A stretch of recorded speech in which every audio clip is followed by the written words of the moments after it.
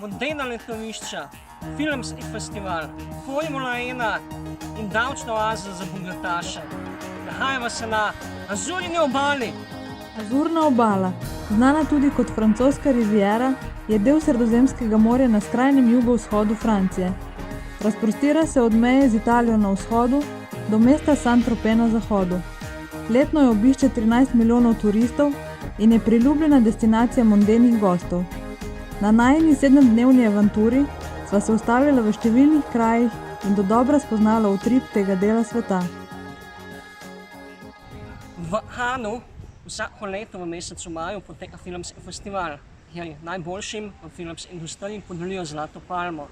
Letos pa bo potekal že jubilejni 75. povrst. Poleg znanih imen iz sveta sedme umetnosti, kot sta Brad Pitt in Leonardo DiCaprio, se je po rdeči preprogi sprehodil tudi slovenski ustvarjalec YouTube vsebin, ki smo ga ustavili pred našo kamero. Kaj vam pomeni nominacija za zlato palmo? To je en dokaz, da pravilno delamo. Vse veste, v naši filmski industriji, ali dobiš zvezdo v Los Angelesu, zlate kipec ali pa palma. To so tri največji dosežki. Sledila je vožnja v mesto Saint-Tropez, ki ga ljubitelji filma poznajo predvsem po francoski klasiki Policaji Saint-Tropeza. V glavni vlogi je nastopal mali mož z velikim talentom, Louis Defini, velikan francoskega filma, ki je mesto izstrelil v svet sedme umetnosti. V zaledju Azurne obale sva naletela na slikovite vasice. Ena izmed njih je bila Es.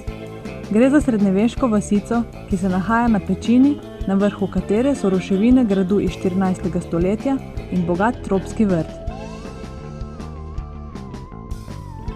Vas je znana tudi po parfumeriji Fragonard, kjer so nama predstavili postopek pridobivanja parfumov, v njihovi trgovini pa sva jih nekaj kupila tudi midva. Priporočava ogled vasice Grimaud. Sprehodila sva se skozi ozke kamnite ulice, kjer domačini prav tekmujejo med seboj, kdo bo imel lepše okrašeno hišo. Povzpela sva se do ostankov gradu iz 11. stoletja, od koder sva imela pogled na mlin na veter. Nedaleč stran se nahaja tudi pristanišče Port Grimaud, ki mu zaradi številnih kanalov in živopisanih hiš pravijo francoske Benetke. Vasico La Tourbière velja obiskati predvsem zaradi izjemnega panoramskega pogleda na Monte Carlo, kjer sva v daljavi spremljala dirko Formule 1. Ceste vsako leto vzamejo več kot milijon življenj. Leta 1982 se je na tem ovinku zgodila huda prometna nesreča, ker je življenje izgubila nekdanja hollywoodska igralka in tedanja monaška princesa Grace Kelly. Čeprav je njena filmska kariera trajala le 5 let, Grace Kelly velja za eno najboljših ameriških igralk. Po poroki z monaškim princem Rainerjem III. Je postala priljubljena princesa in predana mati svojim 3 otrokom do svoje prezgodnje smrti. Obiskala sva kneževino Monako, je za Vatikanom druga najmanjša državica na svetu. Z razvojem igralništva, turizma in ugodne davčne politike pa je to postala ena najbogatejših držav. Ustavila sva se na polotoku Roche, kjer sva si pogledala prinčevo palačo. Svetujeva, da obisk palače tempirate na opoldanski čas, ko poteka znamenita menjava straže. Tukaj boste našli katedralo, kjer sta med drugimi pokopana tudi princ Rainer in princesa Grace. Nedaleč stran se nahaja Oceanografski muzej, ki vključuje najdbe iz popotovanj princa Alberta I.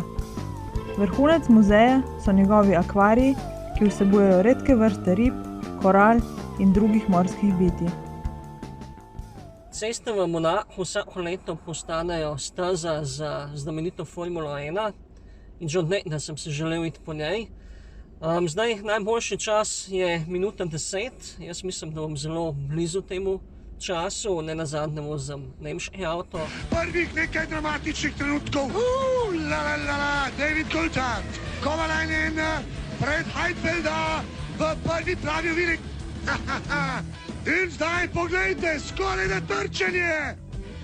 In tule trčenje enega izmed dirkačev Force Indije. Tu bo zdaj šlo za 10 sekunde pri postanki v boksih v finskem dvoboju. 4, 5, 6, še ide! Poglejte, napaka pri Ferrariju. Massa osvaja veliko nagrado.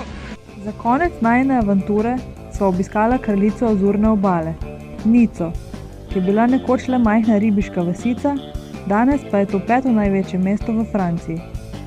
Sprehodila sva se po znameniti ulici ob morju Promenade des Anglais. Priporočava obisk eksotičnega vrta Park Phoenix. Tukaj sva si ogledala veliko eksotičnih vrst rastlin in živali. Osrednji del parka predstavlja 25 metrov visok rastlinjak, ki je dom več kot 2500 rastlinskim vrstam ter tako velja za enega največjih v Evropi. S tem se je najina avantura po Azurni obali končala. Stroški potovanja so znesli okroglih 500 evrov na osebo, brez parfumov iz Fragonarja. Do naslednjič vas lepo pozdravljava. Če si bil skoraj že v ograji, na njiju, v oljni repici. To je Volkswagen Passat in ima pol avtonomno vožnjo. On vse zazna. Ne smeš se zanašati na to. Za Monte Carlo je znano, da je 50% zdajale. Mali mož z velikim talentom. Še enkrat. A ta pa je še. Ja. Majhni smo, a vseeno lahko posežemo po zvezdah.